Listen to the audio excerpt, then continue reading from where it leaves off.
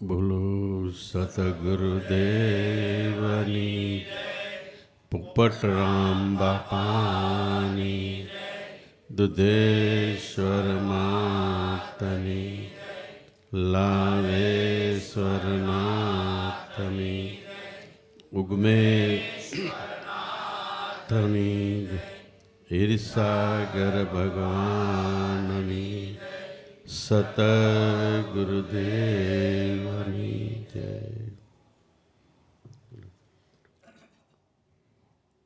कामी के मन काम है, लोभी के मन दाम, कबीर के मन संत है, संतन के मन राम. जे कामी હોય વિષયોની અંદર જેનું ભરપૂર મન હોય એને આખું જગત કામમય જ લાગે છે. જેમ આપણે બજારમાં જઈએ તો આપણને એમ થાય કે આખું જગત બજારમાં જ આટા મારે છે. હોસ્પિટલમાં જાય તો આપણને એમ થાય કે આખું જગત દર્દી છે, રોગમાં છે. જ્યાં જ્યાં જાય ત્યાં એવો એવો ભાસ થાય છે. આનું કારણ આપણું મન છે. મનને જો જગતમાં છૂટો દોર મૂકી તો આખું જગત વિકારમય લાગે છે. અને એનું એ જ મન જો હરિભજનમાં લાગે તો પછી ભલે સામે ગમે એવા મનુષ્યો હોય તો પણ બધાની અંદર ભગવાનનો વાસ લાગે છે. એટલે કામી કે મન કામ હે, લોભી કે મન દામ. લોભ કરનાર એને જ્યાં જ્યાં જાય ત્યાં બધે પૈસો જ દેખાય છે. એ સિવાય બીજું એને નજરમાં આવતું નથી. એવી રીતે કબીર કે મન સંત હે, કબીરનું મન જ સંત બન્યું હતું. સંત એટલે બાહ્ય દ્રષ્ટિએ ઘણી જ પ્રકારનું વર્તમાન હોય, સાથોસાથ ગુરુ કૃપા હોય અને છેલ્લે જેનું મન ભજનમાં હોય એ ખરેખર સંત છે. અને સંત પણ ક્યારે થવાય છે કે આપણી અંદર આદિ અનાદિથી જ્યારથી માનવ સૃષ્ટિની ઉત્પત્તિ થઈ ત્યારથી આદિ અનાદિના બે સંત છે, શ્વાસ ને ઉશ્વાસ. એને જે પરખે જાણે અનુભવે એને ખરેખર સમ્યક દ્રષ્ટિ એવી દ્રષ્ટિ થાય છે કે આખા જગતમાં દરેક સંતો મહાપુરુષો છે.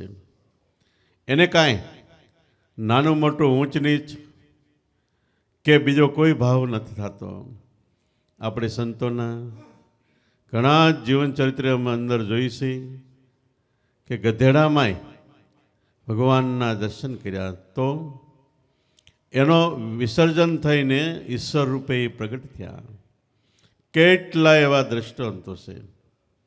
અને એવી રીતે જેનું હૃદય જ સંત બન્યું છે એટલે જેનું શ્વાસોશ્વાસમાં ધ્યાન છે એ જ ખરેખર સંત કહેવાય છે. બાહ્ય દ્રષ્ટિએ કર્મની દ્રષ્ટિએ ગમે એટલા શુભ કર્મ કરે, જપ તપ તીરથ હોમ હવન યજ્ઞ વ્રત ઉપવાસ નિયમ જાત્રા ગમે એટલા કર્મ કરે તો એ સંત નથી.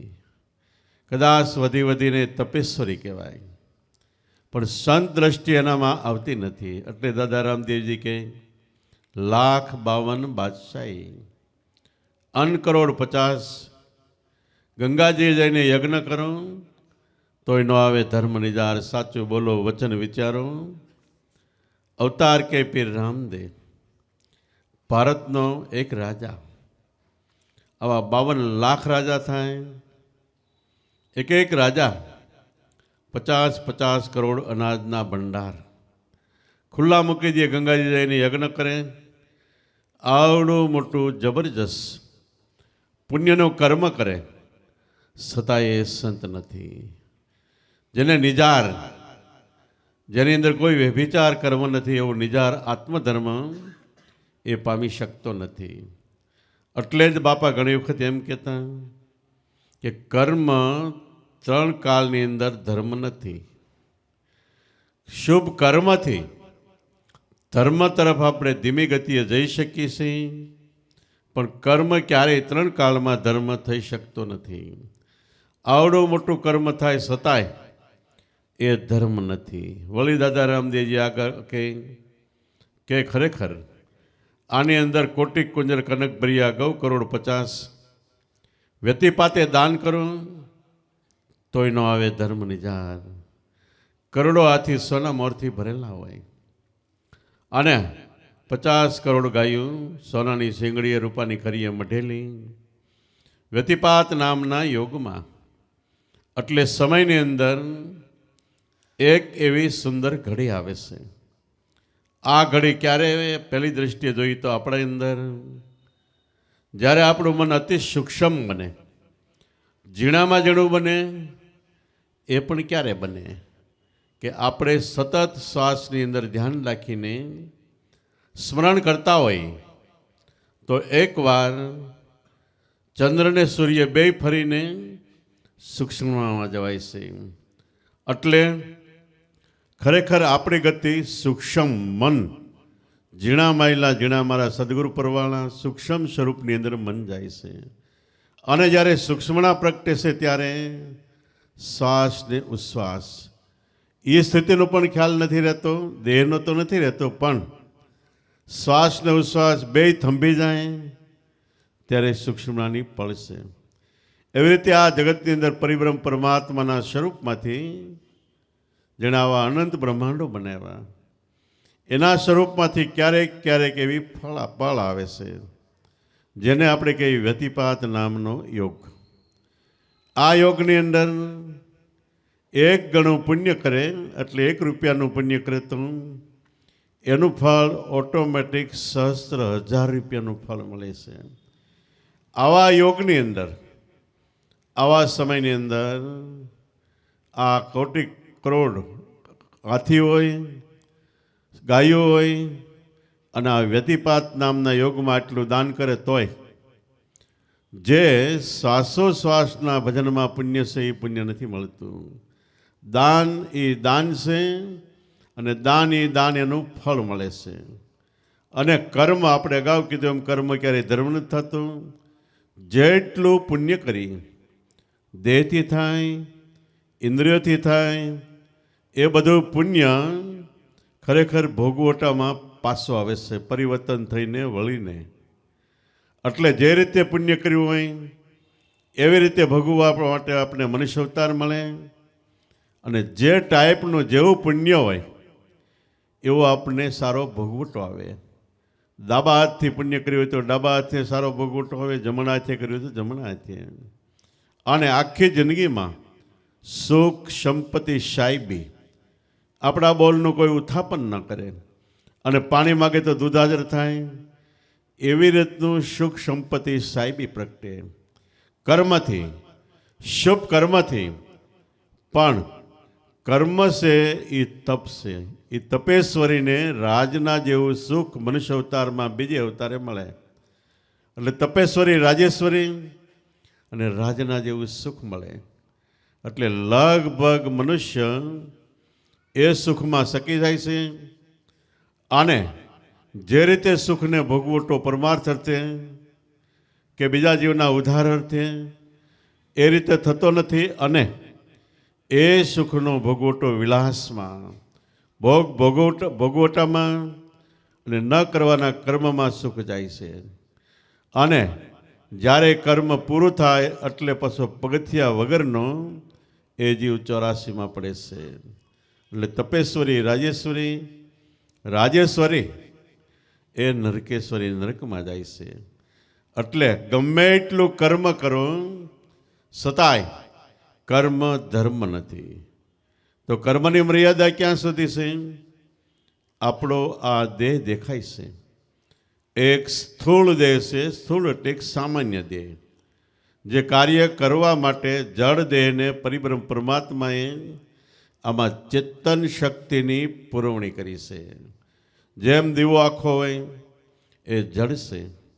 પણ એને સળગાવવામાં આવે તો ચેતન થઈને આખા ઘરમાં પ્રકાશ આપે છે.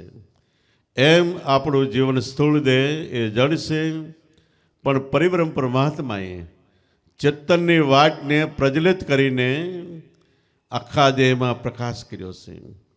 અને એ પરિબ્રહ્મ પરમાત્માએ કર્યો છે, એટલે એના થકી એ દીવો બળે છે.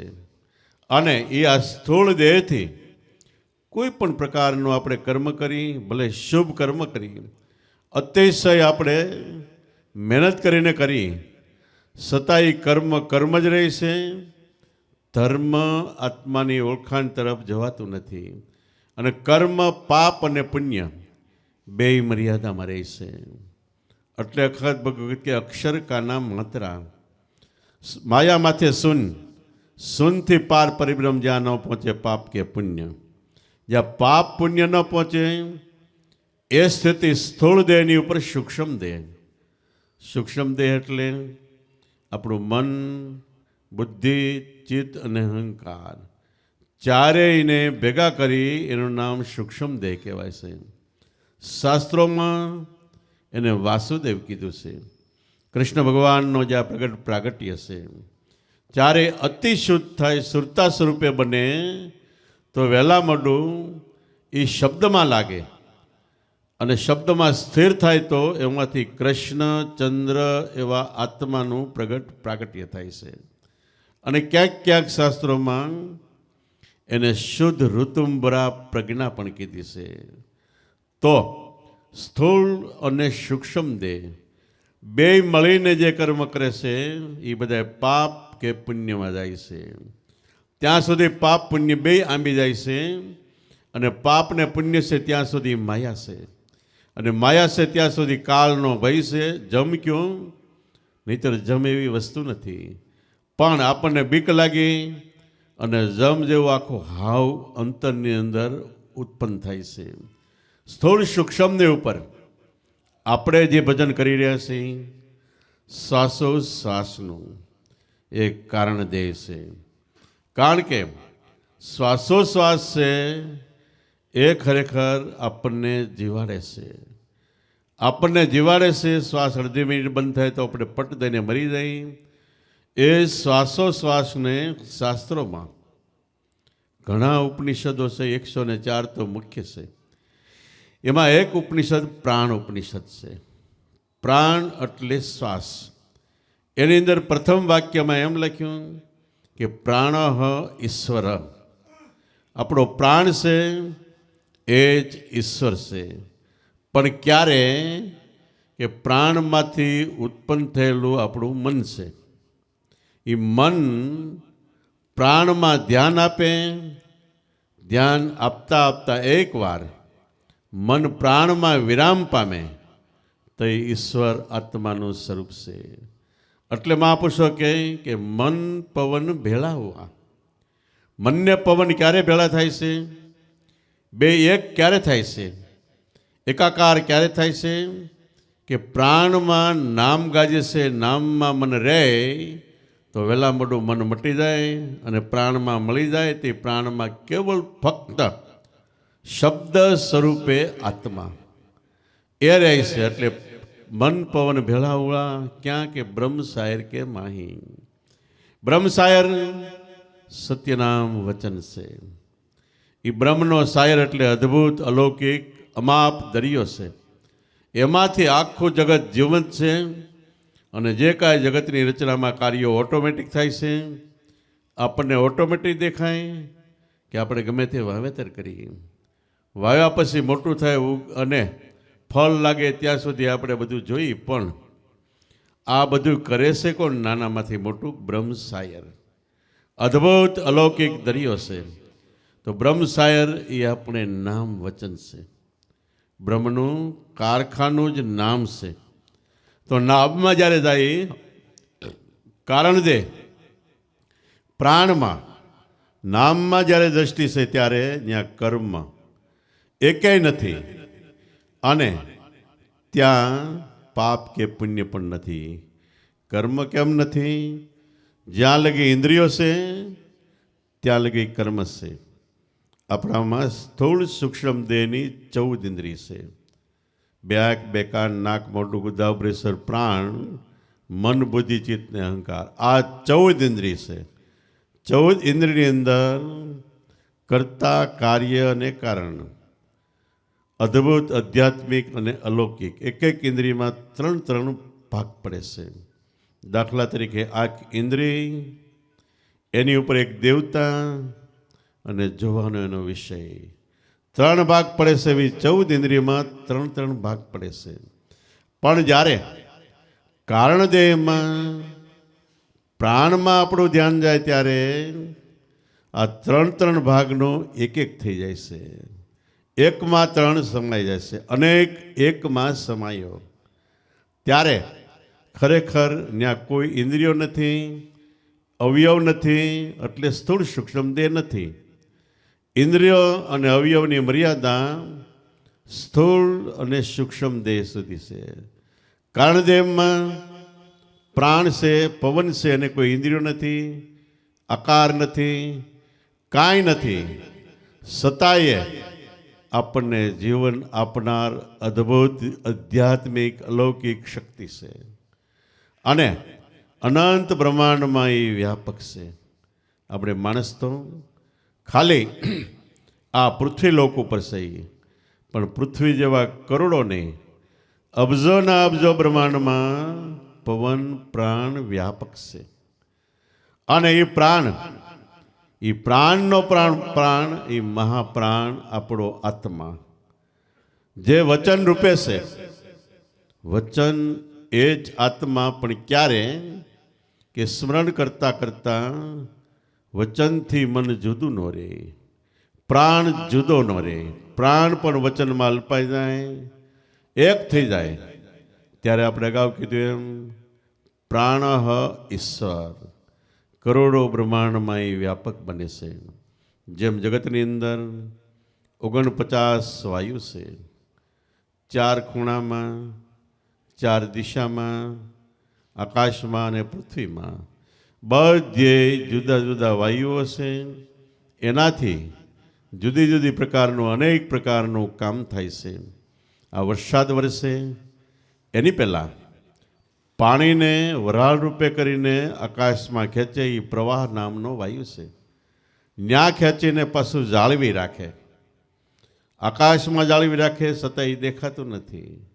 ક્યારેક ક્યારેક ખુલ્લું આકાશ હોય, ચોખ્ખું આકાશ હોય, આપણે ઉપર દ્રષ્ટિ કરીએ અને સૂરજ આડું કાંઈ નથી આવતું. નકર આકાશની અંદર 12 મહિના કાયમ માટે અબજોના અબજો મણ પાણી છે.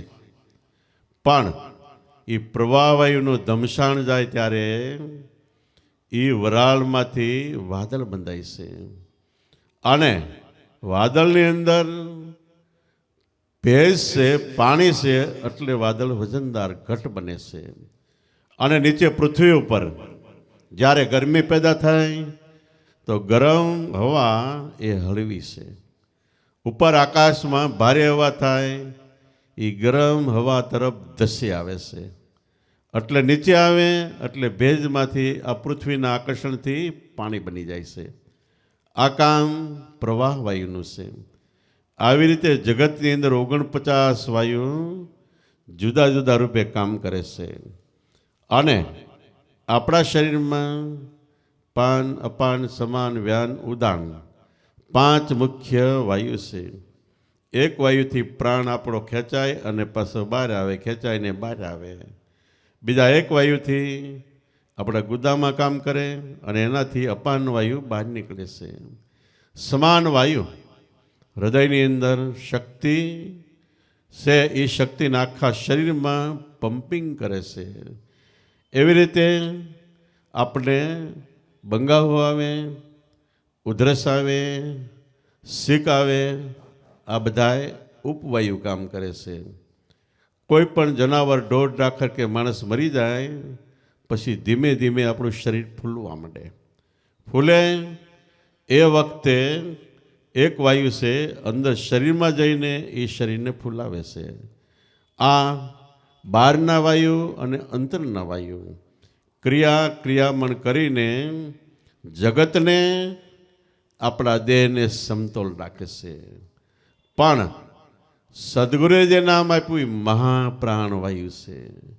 મોટામાં મોટો પ્રાણવાયુ છે, જે આપણને એક તો પ્રાણ આપે છે, એટલે જીવન આપે છે. અને બીજી રીતે જીવન એ આપણને ખબર ન હોય તોય આપે છે, સૂઈ જાય તોય આપણું જીવન ચાલુ છે. એ મહાપ્રાણવાયુથી આપણું જીવન ચાલુ છે. અને કર્મ પ્રમાણે જેટલા શ્વાસ હોય એટલો ટાઈમ એ ચાલવા દેશે ને પછી આપણું જીવન શ્વાસમાં બંધ કરે છે. પણ કોઈ જો એ મહાપ્રાણવાયુમાં વ્યા જાય એટલે શ્વાસોશ્વાસના ભજનમાં જાય તો જીવતા જ કુદરતની કલા ખૂબી અનંત બ્રહ્માંડોનું કેમ સંચાલન છે, નજીકમાં આવતા આપણા દેહનું કેવી રીતે સંચાલન છે, બધું જ્ઞાન મહાપ્રાણવાયુની અંદર રહેલું છે.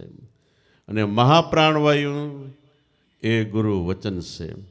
એટલે જગતમાં જોઈતોય ભલે, આપણા દેહમાં જોઈતોય ભલે, સૌથી ઊંચામાં ઊંચી સર્વોપરી શક્તિ સદગુરુએ આપેલી નામ છે. નામ એ જ મહાપ્રાણવાયુ છે. પછી એના વિવિધ રૂપો કીધા છે. જે ઠેકાણે જેવું કામ કરે એવી રીતે એના રૂપ કીધા છે. પણ હકીકતમાં છે આપણું સ્વરૂપ, આપણો આત્મા. જેમ આપણે એકની એક વ્યક્તિ છે. આપણા ઘરમાં હોય તો છોકરાના બાપ થાય, ઘરવાળીના પતિ થાય, અને બેનના ભાઈ થાય. આપણે બહારગામ જઈએ અને ત્યાં જેવે ઠેકાણે જાય, મામાને ઘરે જાય તો ભણિયા થાય, ભણિયાને ઘરે જાય તો મામા થાય. એવી રીતે જેવે ઠેકાણે જાય અહીંયા આપણું નામ ફર્યા કરે અને આપણું સંબોધન ફર્યા કરે. પણ 25 ઠેકાણે જાવ, 25 સંબોધન થાય, પણ આપણે 25 નથી. આપણે એક જ છીએ. એવી રીતે પરિબ્રહ્મ પરમાત્મા જગતમાં કામ કરે, આપણા દેહમાં કામ કરે, ઝીણામાં ઝીણા જીવડામાં કામ કરે. વળી બધાયના આકાર જુદા, ભાવતા પદાર્થો જુદા, ક્રિયામણ જુદી, કેટલી વસ્તુ અલગ. કરોડો મનુષ્યના બીબા ભેગા કરો, એક મેલ નો આવે. આટલા બધા બીબા બનાવનાર કારીગર એ પરિબ્રહ્મ પરમાત્મા. સબગટ એટલે બધાયના દેહમાં, પણ આપણે તો આપણા દેહમાં હાજર છે. જ્યારે તમને જે નામ મળ્યું છે એ તમારો આત્મા, એ હાજર છે, તમારા અંતરમાં છે, નજીક છે, અને તમે એની અંદર પણ છો. એટલે આપણી સાથે ઓત પ્રોત તાણાવાણાની જેમ ગૂંથાયેલો છે. આપણી સાથે છે, છતાંય આપણને કેમ નથી મળી શકતો? કે જેમ કોન્ટ્રાક્ટર મકાન બાંધતો હોય અને ગારો કરે, એમાં પાણી નાખી દે, પછી આપણે એ પાણી પાછું બહાર કાઢવું હોય તો ન નીકળે. એની યુક્તિ છે તો નીકળે. એવી રીતે પરિબ્રહ્મ પરમાત્મા જબરજસ્ત કોન્ટ્રાક્ટર છે. એણે આપણા દેહમાં પરિબ્રહ્મ પરમાત્મા પોતે જ આવીને વાસ કરીને મુકાઈ ગયો છે. એને પાછો એમાંથી બહાર કાઢીને અનુભવમાં લેવો હોય તો સંતો, તત્વવેતા, બ્રહ્મનિષ્ઠ, ક્ષોત્રી એવા મહાપુરુષોને શરણે જાઉં અને એને દેહ જડ છે, આત્મા ચેતન છે. જડમાંથી ચેતન તરફ લઈ જવાની યુક્તિ એને કૃષ્ણ ભગવાને ગીતામાં યોગ કીધો. ગંગા સતીએ કીધું ભક્તિમાં યુક્તિ છે મોટી પાનભાઈ. યુક્તિ સહિતની ભક્તિ બતાવે સદગુરુ, અને એ કે એ પ્રમાણે આપણે મંથન કરીએ તો ઓટોમેટિક મેળાએ આપણને દેહમાં ચેતન અને જડ જુદા થઈને ચેતન એવા આત્માની ઓળખાણ થાય છે.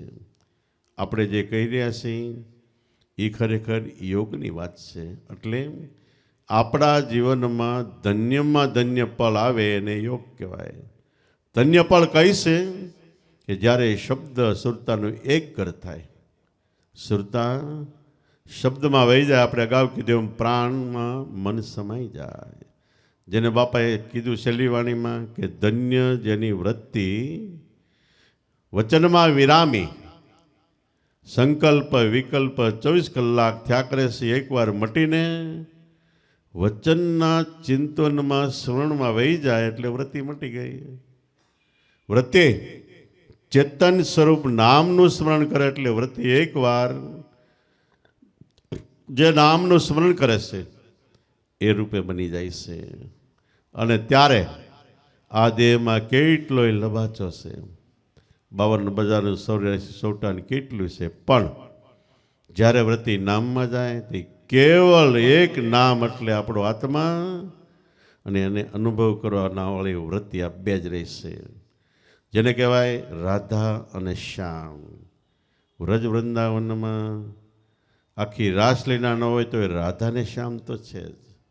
એટલે આપણા જીવનમાં આપણો આત્મા હૃદય છે એ વ્રજ ભૂમિકા છે. એમાં ગુરુ શબ્દ એ કૃષ્ણ છે. શબ્દનું સ્મરણ કરવાવાળી રાધા એ ખરેખર આપણી સુરતા છે. અને સુરતા જો નામનું સ્મરણ કરે તો આપણા હૃદયમાં કૃષ્ણચંદ્ર એવા આત્મા સિવાય કાંઈ નથી. અને આત્માનો સ્વભાવ શું છે? આનંદ સ્વરૂપ છે. એટલે આપણા મહાપુરુષો કીધું કે આનંદ બ્રહ્મ કા રૂપ હે, અપ્રોક્ષ બ્રહ્મ કા મિલાન. આનંદ છે જ બ્રહ્મ પરિબ્રહ્મ પરમાત્માનું રૂપ છે. અપ્રોક્ષ, પ્રોક્ષમાં એટલે વયા ગયેલા, અત્યારે હાજર નહીં. અને અપ્રોક્ષ એટલે જે હાજર છે એવા સંતો છે, એની પાસેથી આનંદ સ્વરૂપ પરિબ્રહ્મ પરમાત્માનું મેલાણ, ત્યાંથી મિલન છે, મળે છે, અને જેને યોગ થાય છે. યોગ થાય એટલે વિયોગ મટી ગયો તો એ યોગ થાય. એમ આપણું મન રખડે છે, ભટકે છે, ત્યાં સુધી પરમાત્માથી આપણે વિયોગ છે, અંતર છે, સેટું છે. ક્યારથી છે? કરોડો જન્મથી છે. ક્યારથી છે કોઈ કહી ન શકે. એટલા ટાઈમનો મન આત્મામાંથી છૂટું પડ્યું એટલે વિયોગ છે. એ અંતર વિયોગ છે. એ વિયોગ ભાંગવા માટે આપણે ભજન, સત્સંગ, ધ્યાન અને સ્મરણ છે. આ વિયોગ ક્યારે ભાંગે? એક તો સદગુરુમાં પૂર્ણ શ્રદ્ધા કે મળ્યા, દેવના દેવ, પીરના પીર, સાહેબના સાહેબને ભગવાનના ભગવાન, સર્વોપરી શિખર દેખાય, અને એમાં પરિપૂર્ણ વિશ્વાસ. આનેથી યોગ થાય છે. અને બીજી વસ્તુ શ્વાસોશ્વાસનું ભજન, એનું સ્મરણ કરતાં કરતાં એમાં યોગ થાય છે. બે માર્ગ છે, એક ભક્તિ માર્ગ અને એક જ્ઞાન માર્ગ. સદગુરુ મૂર્તિનું અખંડ ધ્યાન, એમાં અનન્ય પ્રેમ. કેવો પ્રેમ કે ખાવું પીવું મને કંઈ ન ભાવે, મારી નૈણે નિંદ્રા ન આવે, હું રાત કાઢું છું જાગી જાગી, ગુરુજી મારું ઘાયલ મન બની ગયું વૈરાગી. પ્રેમની બરસી વાગી, અમને શબ્દની બરસી વાગી.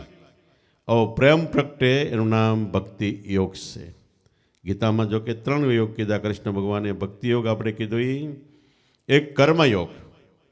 કર્મયોગ એની અંદર જપ તપ તીર્થ કેટલાય કર્મ છે. એનાથી ભગવાન મળતા કદાચ લાખો જન્મ પણ વ્યા જાય. પણ એ જ કર્મયોગ જો સદગુરુ શરણે જે મળ્યા, એ સદગુરુને તન મન ધન લગાવીને, મન વચન કર્મથી પરાયણ બનીને અનન્ય લગ્નથી સેવો એને, તો અહીંયા એ કર્મયોગ એ ખરેખર કર્મમાંથી ધર્મયોગ એટલે આત્મામાં લઈ જાય છે. ત્રીજો માર્ગ શ્વાસોશ્વાસનું ભજન. શ્વાસના ભજનમાં મન રાખતા રાખતા મન એકવાર નહીં રહે તો જ્ઞાન યોગ પરિપૂર્ણ થઈ ગયો. જેને રવિ સાહેબે કીધું પપિયલ, મીન અને વિહંગ. પપિયલ એટલે કીડીનો માર્ગ. કીડી છે, ગમે ત્યાં ફળ પાકે એટલે સુગંધ આવે. આંબામાં કેરી પાકી હોય તો કીડી નીચે હોય તો સુગંધ આવે. ધીમે ધીમે એ સુગંધી પ્રમાણે ઝાડનું થળિયું ગોતીને ઉપર ચડવા માંડે. ચડતા ચડતા મુખ્ય ડાળીએ, પછી એની ઝીણી ડાળી, એથી ઝીણી, એથી ઝીણી, એમ કરતાં કરતાં ફળ સુધી પહોંચે છે. ફળ સુધી પહોંચે તો એને ફળનો સ્વાદ આવે છે. પણ વચ્ચે વાવાઝોડું થયું, પવન આવ્યો, અડધે પૂગી હોય તો કીડી ઉડીને પાછી હેઠી પણ પડે છે. અને આપણી જેવો કોઈ ઉપર ચડતો ને એનો પગ આવ્યો તો સેપાઈને મરી પણ જાય છે. એટલે કર્મયોગની અંદર ઘણી પ્રકારના ભયના સ્થાનો છે. પછી પપિયલ, મીન અને વિહંગ. મીન એટલે માછલી. માછલી તોપના ગોળા જેવી હોય, સમુદ્રમાં ચાલી જાય, પાણીમાં માગ કરતી જાય, પાછળ પાણી ભેગું થઈ જાય, આગળ વહી જાય, પાછળ પાણી ભેગું થઈ જાય. છતાં એક ખૂબી એવી છે કે બીજી માછલી, આ માછલીને ગોતવા નીકળે તો આપણે પહેલી માછલી ગઈ ન ગોતી શકીએ, પણ બીજી માછલી હોય, માછલી જ હોય, એ પહેલી માછલી જે રસ્તે ગઈ એ જ રસ્તે એને પકડી લે છે. આ છે ભક્તિનો યોગ. સંતો મહાપુરુષો કેટલાય ભક્ત સંતો થયા, ગોપીઓ એ ભક્તિ યોગમાં આલી. મીરાબાઈ, નરસિંહ મહેતા, દયારામ એવા કેટલાય પ્રેમી ભક્તો થયા. એ મીન માછલી એટલે ભક્તિને માર્ગે હાલ્યા. આગળના જે મહાપુરુષો થયા ભક્તિને માર્ગે કેવી રીતે હાલ્યા, એ માર્ગ આ પાછળ ચાલવા વાળાએ પકડી લીધો. પછી વિહંગમ. વિહંગ એટલે પક્ષી. આંબે કેરી પાકે તો પક્ષીને મહેનત કરવા પણ નથી રહેતું, થોડીક વારમાં ઉડીને કેરીએ પહોંચી જાય છે અને ફળ ચાકી શકે છે. એમ શ્વાસોશ્વાસનું ભજન, ધ્યાન, યોગ એ વિહંગમ માર્ગ છે. બાપાને એકવાર સભામાં કોઈ ધ્યાન કરતો હશે, કાયમ પ્રાણાયામ, ત્રાટક મુદ્રા એવા ઘણા યોગના કર્મો છે એ કરતો હશે. અને ઘડીક બાપાએ સત્સંગ કર્યો પછી કે મારે પૂછવું છે. બાપા કે પૂછો? તો કે તમે આત્મા સુધી જાઓ એમાં તમારે કયો કયો રસ્તો આવે, કેટલા સ્ટેપ આવે અને વચ્ચે શું આવે, અને એ તમે કાંઈ વાત નથી કરતા, સીધી આત્માની જ વાત કરો છો. બાપા કે જો ભાઈ, તું અહીં બેઠો છો, અમારા ગામને પધાર. અહીંથી અમદાવાદ જવું હોય તો તું જો હાલીને જાય તો 10-15 દિવ્યા જાય. ખાડા ટેકરા આવે, થાક લાગે, વરસાદ હોય, વાવાઝોડું હોય, ટાઈટ હોય, તડકો હોય, બધું સહન કરવું પડે. અને 15-20 દિવસે તું પહોંચે. અને વચ્ચે જે જે નદી નાળા બધું આવે તને એમ લાગે કે આ નદી, ના નાળો, ના ગામ ને આ એરિયાનું બધું. પછી કોક મુસાફરો સાયકલ લઈને નીકળે તો એને 5-7 દી થાય, થાક લાગે, પણ એ પહોંચી જાય તો ઓલો જે પગે હાલીને ગયો એટલો બધો સમય ન લાગે. અને એને આ નદી નાળાનું બધું તો આવે જ કે. પછી કોઈ મોટર ગાડીમાં જાય તો એ 5-7 કલાકમાં પહોંચી જાય. નદી નાળાનું બધું જોવે ખરો, પણ એને કાંઈ વટાવવાનું ન આવે. એ તો બેહી ગયો એટલે સીધો અમદાવાદ ભેગો. અને કોક મુસાફર એવા હોય છે કે અમરેલી પ્લેન્ટેશન છે, એરોડ્રામ છે, ત્યાંથી બેહી જાય અને સીધા અમદાવાદ 1.5 કલાકમાં પહોંચી જાય. એને નદી નાળા હું, ટેકરા હું, ટાઈટ હું, તડકો હું, કાંઈ આવતું નથી. એમ તમે જેવી રીતે જે માર્ગે હાલો એ પ્રમાણે તમને અનુભવ થાય. તમે ખટશકર કયો, બંકનાળ કયો, સૂર્ણ મંડળ કયો, ત્રિવેણી કયો, ભરકુટી કયો, ત્રિકુટી કયો, કેટલું આવે, પણ એ હાલીને જાય એને આવે. અમારે બાપા કે અમને એવા ગુરુમાં મળ્યા છે કે સીધું પ્લેન આપ્યું બેસી જવામાં, અમે બેસી ગયા એટલે સીધા અમદાવાદ પહોંચાડી દીધા. તો પ્લેન એ વિહંગમ, ઉડીને જવાવાળો માર્ગ છે. અને એ માર્ગમાં રસ્તાની કાંઈ ખબર જ નથી, એની જરૂરી નથી. આપણે જ્યાં જવું ત્યાં વયા જઈએ, પછી રસ્તો આવે તો ભલે, ન આવે તો ભલે, જરૂર કઈ છે. તો વિહંગમ માર્ગ આકાશી માર્ગ, આકાશમાં ઉડવાવાળો. આ શબ્દ ગુરુ મહારાજ આપ્યો એ આકાશી માર્ગ છે. શબ્દ આકાશમાં વહેતો થાય છે. રાજકોટ ટીવી સ્ટેશન હોય કે અમદાવાદ હોય, રેડિયો સ્ટેશન હોય, ત્યાંથી શબ્દ બોલે, એ શબ્દ બોલે અને અહીં આવતા કેટલી વાર લાગે. શબ્દને હાલવાનું થાય, ભલે 500 માઇલની ગતિ હાલે તોય 1-2 મિનિટ તો થાય ને, 2-5 મિનિટ. પણ અમને ગુરુમાં જ એવો શબ્દ આપ્યો કે બોલે એટલે સીધો અહીં સંભળાય, વૈશમાં કાંઈ વાર નહીં. ક્યારે સંભળાય કે શબ્દ આકાશની અંદર ખીચો ખીચ ભરેલો છે, પણ કયો શબ્દ? ગુરુ મહારાજે આપ્યો એ શબ્દ. એ શબ્દ ન્યા બોલાય, એ ગુરુમાં શબ્દ આપ્યો ન્યાય છે અને અહીંયા છે. ન્યા બોલાય એટલે સીધો અહીંયા પાછો પ્રગટ થાય, અને આપણું ટીવી કે રેડિયો એમાં બોલાય છે. અને એ શબ્દ આકાશમાં છે, આકાશમાં ગુમે છે. કયો? ગુરુ મહારાજ આપ્યો એ શબ્દ પોતે બ્રહ્મ એટલે પરમાત્માનું રૂપ, એટલે વિહંગમ માર્ગ છે. તો શ્વાસોશ્વાસનું ભજન એ વિહંગમ આકાશી માર્ગ છે, જ્યાં કોઈ નદી નાળા ટેકરા ટાઈટ તડકો કાંઈ વેઠવા પણ આવતું નથી.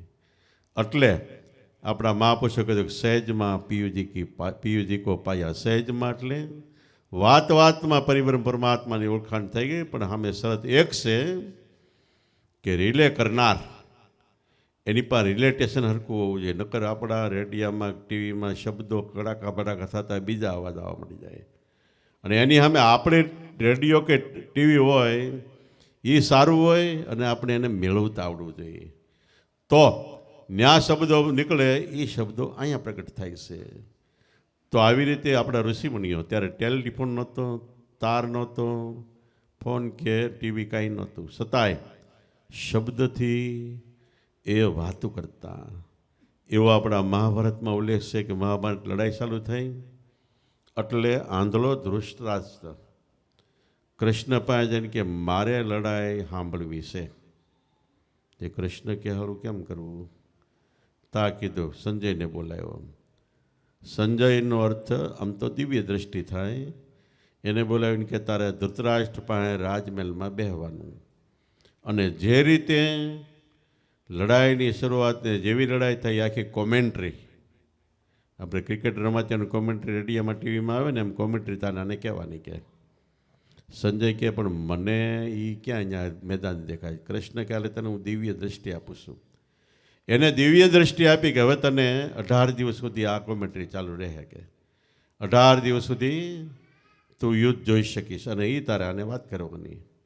18 દિવસના યુદ્ધમાં પહેલેથી જ અર્જુનને વિયોગ થયો, મારે લડાઈ નથી કરવી. એટલે કૃષ્ણ ભગવાને લડાઈ કરવા માટે ઉશ્કેરીને મંદ વૈરાગ હતો એને તેજ કર્યો. તેજ કરવામાં શું કીધું? ગીતા જ્ઞાન આપ્યું. એમ આપણો મંદ વૈરાગ્ય હોય, ભાવમાં ફેરફાર હોય તો ગીતા જ્ઞાન. ગીતા જ્ઞાન એટલે ભગવાનનું, ભગવત એટલે ભગવાન, એનું ગીત ગાવાનું જ્ઞાન, જેને અંતરમાંથી મેળે પ્રગટ થાય છે, એ જ્ઞાન આપ્યું. એટલે આનો વૈરાગ તેજ થઈ ગયો. એ આખી ગીતાજી કીધી તા ધૃતરાષ્ટ્ર આમ નરમ પડી ગયો, અને એમ થયું કે હવે અમે જીતી જાઉં. સંજયને કે અમે જીતી જાઉં. કેમ જીતી જાઉં? કૌરવ. એટલે કે હવે અર્જુનનો વૈરાગ્ય મંદ થઈ ગયો છે, તઈ જ એને એમ થયું કે જીતી જાઉં. પછી ગીતા જ્ઞાન કીધું એટલે આને એમ થયું કે હવે વૈરાગ આવી ગયો, લડાઈ નહીં કરે. પણ કૃષ્ણ ભગવાને બીજી ટાઈપનો ડોઝ આપ્યો હતો, સ્ટીરોઇડનો. એટલે ઓલા લડાઈ એવી કરી કે ધબધબાટી બોલાવી દીધી. તો ખરેખર સંજય એટલે દિવ્ય દ્રષ્ટિ. મહાભારતના યુદ્ધની અંદર એક સંજયને દિવ્ય દ્રષ્ટિ હતી, એક વ્યાસને હતી, અને કૃષ્ણ પાસે તો હતી જ. તો દિવ્ય દ્રષ્ટિ ટેલિવિઝન સ્ટેશન આપણે ગુરુ વચન નામ છે, એમાં બરોબર ધ્યાન આપી તો અંતરનું આખું મેદાન આપણને દેખાય. એટલે અનુભવમાં આવે, દેખાવાની વસ્તુ નથી, અનુભવમાં આવે. મહાભારતનું યુદ્ધ એ આપણી અંતરનું યુદ્ધ છે. જેવી રીતે મહાભારતની પાત્રોની વર્ણી છે, એવી જ રીતે આપણી અંદર કેટલાય વિભાગો પાર્ટ્સ પડે છે, બધાની વર્ણી મહાભારતમાં જે પાત્રો છે એ પ્રમાણે આપણી અંદર છે. તો કહેવાનો સાર એ છે કે વિહંગમ એટલે આકાશી માર્ગ. શબ્દ આકાશમાં ઘૂમે છે, એનો કોઈ દિવસ ક્યારેય નાશ નથી. એ શબ્દ એમાં ધ્યાન આપો તો આપણો માર્ગ આકાશી વિહંગમ માર્ગ છે. એટલે 3 યોગ, કર્મયોગ, ભક્તિયોગ ને જ્ઞાન યોગ. પણ ગુરુના બાળક એક યોગ ગમે એ સાધે એટલે એમાં 3 આવી જાય, એને કહેવાય મહાયોગ, મોટામાં મોટો યોગ. બાપાએ, પોપટરામ બાપાએ એક વાણીમાં કીધું છે કે મહાયોગ બતાયા મેરા સદગુરુ ને, મહાયોગ બતાયા, મોટામાં મોટો યોગ બતાવ્યો. મોટામાં મોટો જિંદગીમાં જન્માંતરોમાં યોગ કયો છે કે આપણે ભગવાનને પામી શકીએ એ. આ યોગ કેવળ નામ મળ્યું, નામમાંથી થાય. એટલે નામ આપ્યું એટલે મહાયોગ આપી દીધો. નામ આપ્યું એટલે પરિબ્રહ્મ પરમાત્મા સદગુરુનું કાળજું આપી દીધું. હવે ખાવાનું એટલે નામની અંદર આપણા મનને અંતરમાં ઉતારવાનું. પાંડવો ના બાપાનું નામ પાંડુ રાજા. એ એમ કહેતા કે હું મરી ગયા પછી મારું કાળજું ખાહે એને 3 કાળનું જ્ઞાન થાય. 5 ભાઈઓમાં સહદેવ બહુ ચાલાક હતો, એણે યાદ રાખ્યું અને પાંડુ રાજાને થોડીક ભૂલ થઈ એટલે એ ખલાસ થઈ ગયા. સીતામાં મૂક્યા ને કે ભડભડતા અગ્નિમાંથી સહદેવ કાળજું કાઢીને ભાગ્યો, દોણીમાં લઈને. ઓલો દેતવા લાવે ને એ દોણીમાં લઈને. તા સામે બ્રાહ્મણ એક મળ્યો. બ્રાહ્મણ કોણ હતું? કૃષ્ણ હતા. પણ બ્રાહ્મણ રૂપ લઈને સામે મળ્યા. એ ક્યાં જશે કે શું છે આ દોણીમાં? શું છે કે મારા બાપનું કાળજું છે. કે બાપનું કાળજું? તો કે હા. ક્યાં લઈ જશે? કે એને ખાવાનું. બાપનું કાળજું ન ખવાય કે. એ કે નહીં ખવાય. મારા બાપ કહેતા કે મારું કાળજું ખાને 3 કાળનું જ્ઞાન થાય કે, પણ કે બાપનું કાળજું ન ખાવાય. એમ ઘડીક માથાકૂટ કહેતા હતા તો પવન ઉપરથી આવ્યો અને દોણીમાં વરાળ નીકળતી હતી. વરાળ ઓલા સહદેવના નાકેથી અંદર મલીપા ગઈ. એટલે જે વરાળ ગઈ હતા અને 3 કાળનું જ્ઞાન થયું. કૃષ્ણને કે તમે કૃષ્ણ છો કે? એ કે હવે ભલે તને જ્ઞાન થયું પણ હું કેવું એમ ધ્યાન રાખ કે હું આ જ્ઞાન જિંદગીભરમાં કોઈ પણ પૂછે નહીં તો કહેવા નહીં. મારી હારે વચને બંધા. સહદેવ કે બંધાવ પણ તમારે બંધાવવું પડે કે. કૃષ્ણ કે બોલ તો કે 5માંથી 1 ભાઈ મરી જાય એટલે તમારે મરી જવાનું કે. આપણા 5 તત્વ છે, પૃથ્વી, વાયુ, જળ, આકાશ ને અગ્નિ. એ એક તત્વ ઓછું થાય એટલે કૃષ્ણ આત્મા આવ્યો જાય. અને કાળજું એટલે નામ વચન છે. દોણીમાં દેહમાં લઈ લીધું એટલે બહારથી અંતરમાં ઉતાર્યું. અંતરમાં ઉતારીને થોડીક એની સુગંધ આવે તો આપણે તળ કાળનું જ્ઞાન થાય. પૂર્વે હું આત્મા હતો, અત્યારે હું આત્મા જ છું અને શરીર નહીં હોય તે હું આત્મા જ છું. તો આવી રીતે બાપનું કાળજું એટલે સદગુરુ બાપ પરિબ્રહ્મ પરમાત્માનું કાળજું નામ વચન છે એને આપ્યું એટલે બધું આપી દીધું, કંઈ બાકી ન રહ્યું. તો ખરેખર આવી રીતે આપણા શાસ્ત્રની વાતો કેટલી ઝીણી ઝીણી છે. શાસ્ત્રોની વાતો ઝીણિયું લોઢા કાપે જેમ સીણીયું. સીણી હોય એ લોઢાની જ હોય ને ઓલું લોઢ હોય પણ સીણી લોઢાને ઓલાને કાપી નાખે. તો એવી રીતે દરેક મનુષ્ય છે પણ જેની પાસે આ જ્ઞાન છે એની પાસે લોઢાની સીણી છે, ગુરુ વચનનું જ્ઞાન. આપણે ઘી છે એનો દીવોય બળે. દીવો બળતા અહીંયા રોગના જંતુય ન આવે ને પૂરેપૂરી શક્તિ આપણા શરીરને જેટલા ટોનિક જાય એટલે બધા ઘીમાંથી મળી જાય. પણ સીધો ઘીનો લાડવો બનાવીને ખાઈ શકાતો નથી, પાચન ન થાય. એટલે એમાં લોટ ને ખાંડ ને ભેગ નાખીને લાડવો બનાવી છે. એમ આધ્યાત્મિક જ્ઞાન, આત્મજ્ઞાન આટલું જ છે, શબ્દમાં સુરતા મળે પણ ડાયરેક્ટ આપણે મેળવી ન શકીએ. એટલે એમાં કેટલાય દાખલા, દ્રષ્ટાંતો, સાખી શબ્દો, વાણીઓ બધું ભેગું કરીને કહેવામાં આવે છે. તો ખરેખર આપણે ખુશ થવા જેવી વાત એ છે કે જે માર્ગે દેવી દેવતા, ઋષિમુનિઓ, મહાપુરુષો અવતારી પુરુષો આવેલા, એ માર્ગ, એ માયલું નામ, એ માયલો ભક્તિ, એ માયલો યોગ અને એ માયલી સમજણ આપણાવાળા આપને મહાપુરુષો મળ્યા છે. આટલો ભાવ પ્રેમ રહે તો એ આપણા જીવનને ધન્યવાદ થઈ જાય અને ઓટોમેટિક બેડો પાર થઈ જાય છે. બોલો સતગુરુદેવની, પોપટરામ બાપાની, દુધેશ્વર માતની, લાવેશ ઉગમેશ્વર નાથની, ઈર્ષાગર ભગવાનની, સતગુરુદેવની.